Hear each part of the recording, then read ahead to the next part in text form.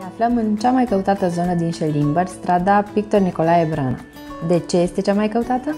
Pentru că ai multe facilități: magazine alimentare, patiserii, saloane de înfrumusețare, cabinete stomatologice și multe altele.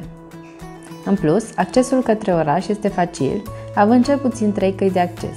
Este o zonă frumoasă și liniștită, iluminată și, bineînțeles, asfaltată. Dacă în acest moment ești în căutarea unei locuințe, am o propunere pentru tine: un apartament cu 3 camere la etajul 1. Hai să-l vedem împreună! Apartamentul are 60 de metri pătrați utili, 2 dormitoare, o baie, un living, bucătărie separată, un balcon de 6 metri pătrați utili, plus un pod izolat de aproximativ 40 de metri.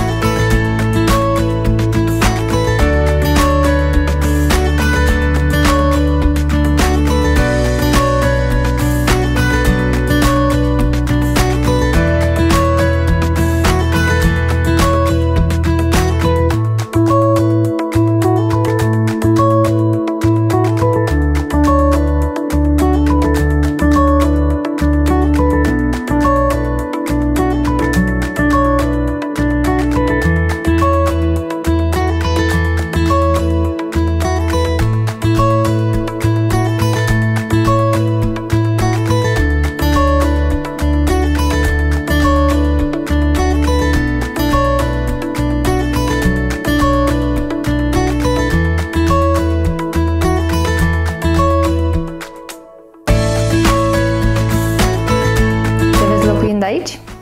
Eu sunt Andra și abia aștept să-ți mânez cheile noului tău apartament.